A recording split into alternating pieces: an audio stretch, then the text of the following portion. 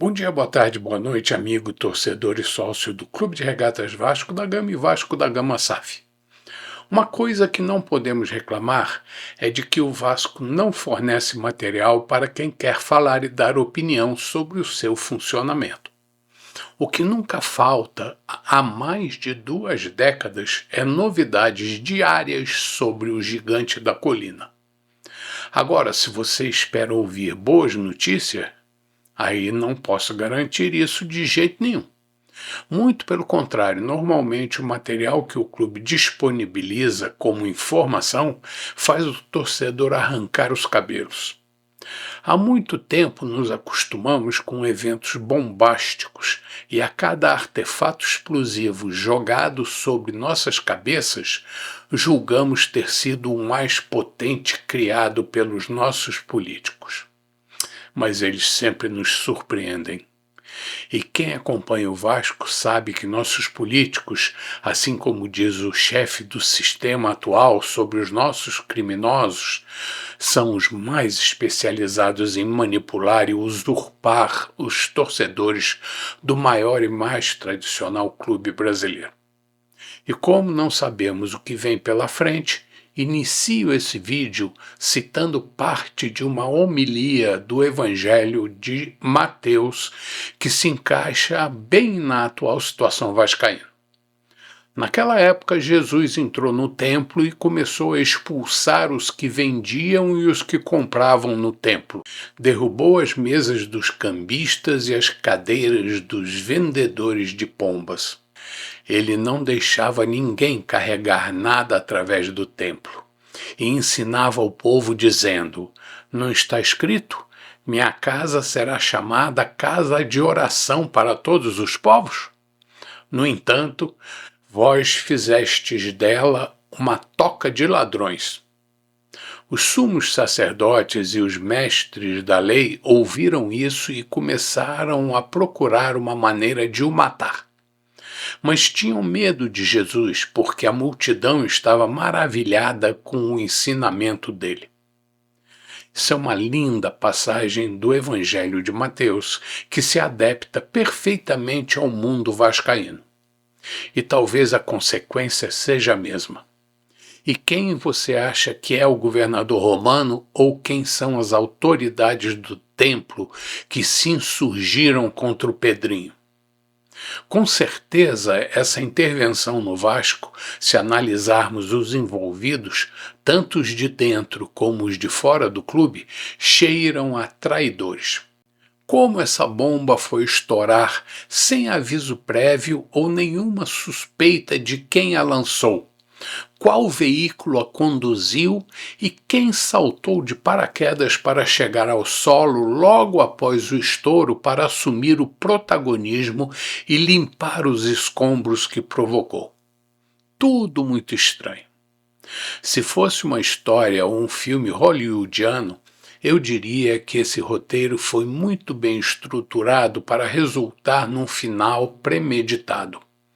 No caso de um livro ou filme, o público não pode interferir no seu enredo, podendo apenas adquirir ingressos para assistir à obra ou não. No caso da arma jogada sobre o Vasco, a consequência caiu sobre a cabeça dos torcedores do clube e também sobre quem administra a Vasco SAF. E como o torcedor vascaíno, conhecido por colocar a paixão que possui pela instituição que ama acima de tudo, por conta do respeito que tem aos princípios dos nossos fundadores, está completamente desolado, inconsolado e tremendamente revoltado contra aqueles que jogaram o Vasco na lama. Por que a interventora que prometeu realizar um trabalho isento para corrigir os desvios que porventura encontrasse no Vasco desistiu, assim, tão prematuramente de realizar sua tarefa e deixa um relatório preliminar e não conclusivo que não condena e nem absolve afirmativamente ninguém, e nem pavimenta um caminho de conciliação para o Vasco? E nem vou citar a estranheza de seu envolvimento com pessoas do Vasco com as quais já teve contato anterior em outro trabalho.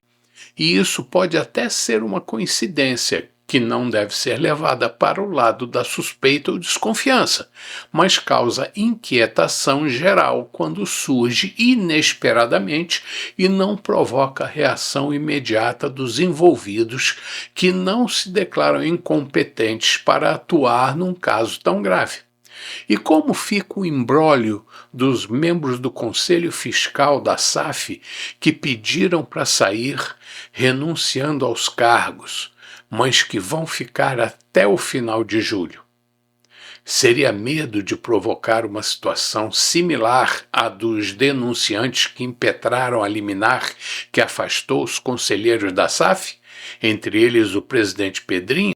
Isso com alegação de funcionamento irregular, e não posso deixar de citar o ambiente criado entre os influenciadores vascaínos. Uns a favor do Pedrinho, alguns contra e outros curiosos com o resultado de tudo isso.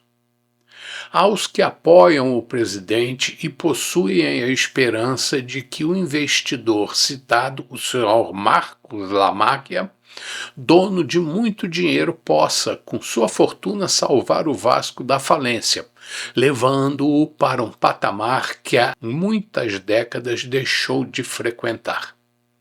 Há também os que, por alguma razão, e não sei se com ou sem justificativa, desconfiam da boa intenção do presidente e têm intenção em que o circo pegue fogo e que, com ou sem venda do futebol, o Vasco se reerga mais forte. E aos nocauteados e perplexos influenciadores, assim como parte dos torcedores que não sabem o que pensar a respeito da situação e arrancam os cabelos, as cuecas ou calcinhas pela cabeça em delirium tremens quase perpétuo, sem entender quando essa confusão terá fim. Será que agora, quando você está vendo este vídeo, o fogo foi controlado? Ou mais lenha foi jogada na fogueira? Eu não sei. Só nos resta correr atrás da quadrilha para tentar adivinhar os próximos passos. Mesmo que você esteja triste e desanimado, sempre estaremos aqui para tomar um café da colina com você. E para que isso se torne constante, não deixe de dar o seu like, compartilhar e comentar para me ajudar a atingir mais pessoas. Afinal, não possuo e nem estou procurando patrocinadores ou colaboradores financeiros. E enquanto tiver saúde física e mental, continuaremos aqui toda terça e quinta às 7:30 da manhã. E se quer que fale de um assunto específico, então me diga. Bom dia, boa tarde, boa noite, amigo, torcedor e sócio do Clube de Regatas Vasco da Gama e Vasco da Gama SAF. Saudações vascaínas sempre.